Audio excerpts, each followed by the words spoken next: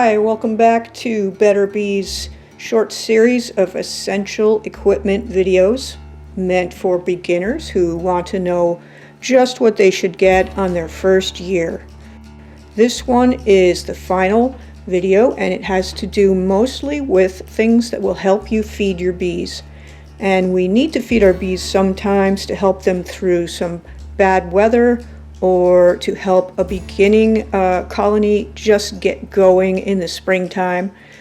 The other thing on this video will be a brief overview of personal gear that we recommend, and you can see other videos from Better Bee that go much more into depth on your veils, jackets, suits, and things like that.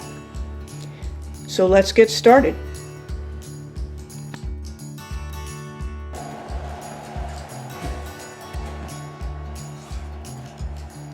Another very helpful optional piece of equipment is a shim.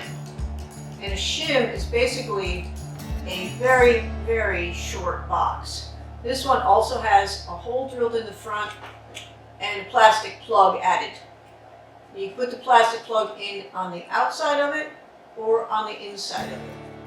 Or you could leave it open. The purpose of the shim is to leave a little extra space on top of frames. This one is 1.5 inches tall. And you might want to do that if you were putting on some extra food, such as winter patties or fondant or sugar for winter emergency feeding. You can't just lay that on the top bars and then get the outer and inner cover to fit. It's too much thickness. Having a shim around is useful in many different ways. I highly recommend getting yourself one for each hive and just having it off to the side. It's not something you can have on the hive during normal spring and summer growth, because if they have this extra 1.5 inches of space on top of their frames, they will fill that area with comb, and it will be necessary for you to scrape off that comb before you can even get down and examine your frames. So don't give them any extra space on top of their frames in the spring and summer. This is more of a fall and winter necessity. And remember, when you put on your inner cover, to prevent them from having a space to build extra comb, put it so that the shallower side is down. The deeper side is up. And then of course your outer cover goes on, leaving that little vent hole free, so air and bees can come through here if they want to. And remember, the way we do that is when we put it on, it's got all this wiggle room, and you wiggle it to the front, and that leaves that gap. But the little hole is protected by the overhang of the telescoping outer cover. Put on your strap or your brick, and these will be safe from windstorms and mischief. But what if it's not an emergency? It's a normal feeding of sugar syrup, which we use to mimic nectar. This is something you do in the spring when you have a package of bees and new foundation on your frames, and you want to help them build that comb very, very fast. You feed them sugar syrup, because sometimes in the spring the weather is not so great, even though it's sunny out. If they can't fly, and that happens at 50 degrees and above approximately, then they're not going to go to any flowers and collect nectar. But you can give them something that's like nectar, which is sugar syrup. And also they'll drink it at night. When they're inside the hive, they're still working at night and building comb and keeping the brood fed, etc., etc. So feeding them sugar syrup is a normal thing for beginners to do in the springtime and in the early summer, just to get comb drawn out and to cover those bad weather days. So there's a favorite of mine, which is the bucket feeder.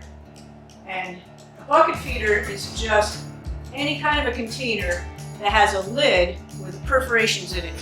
And this one has a screen that's been melted into the plastic. It lets the feed come out, but not too fast. Others, you might have a bucket that you created and you just tapped little tiny pin pricks of holes into it. the concept is the same. When there's syrup inside and it's filled very close to the top, and then the lid is banged on tightly, when you flip it, a tiny bit of syrup will come out, not too much, and it'll form a vacuum. And then they will lick the syrup that's coming out of these holes, and slowly more syrup will come, and it won't pour all over them. It'll just drip down as they're taking it. So where do we put this bucket feeder? We'll put it on top of the brood, usually on top of the hole in the inner cover. If your brood was not filling 2 deep boxes, I would put it on top of the brood in their one box. You want the feed to be close to the brood. So right like that. But now there's this bucket on top of your inner cover. How do you shut your hive? You need to cover this or hide it with something else. A medium plus a shim is the perfect size. If you have these extra items, it's good. And there you go. And the cover goes on as normal. The other one, which is the same size, is just a deep. So an extra deep or an extra medium plus a shim will give you that height. And then you would put on your inner cover is below. You would just put on your outer cover and the brick or the strap, and 1 gallon of feed, which is the bucket I just showed you, might get consumed within a week, or it might take 2 weeks. It's up to you to check them and see how fast your bees drink their syrup up.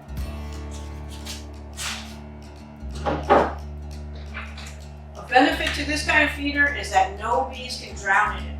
There's many different kinds of feeders, and this is definitely my favorite because no bees can drown inside of the feeder.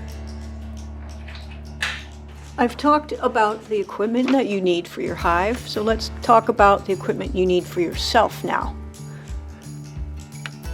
Everyone working bees should have at least a smoker, a veil, and a hive tool. The smoker is used to move the bees off of things that you want to put your fingers on, or on the top of a box where you have to put a box down, for example.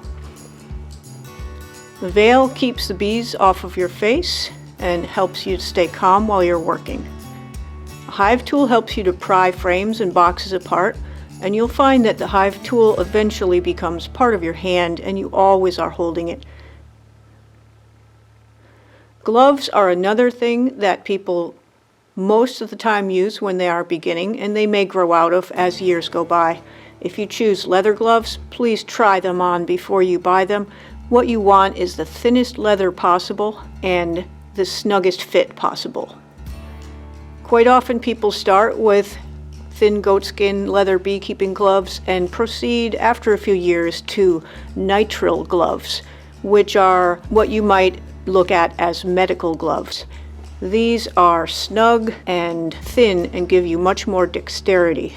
Other items that you definitely will need are some sort of miticides, a beginner book, and some classes.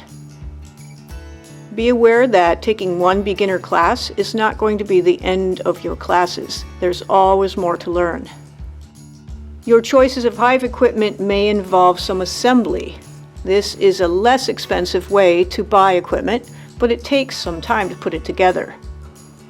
Give yourself at least a few weeks to assemble all of your frames and your boxes and paint them and let the paint dry. Thanks for watching.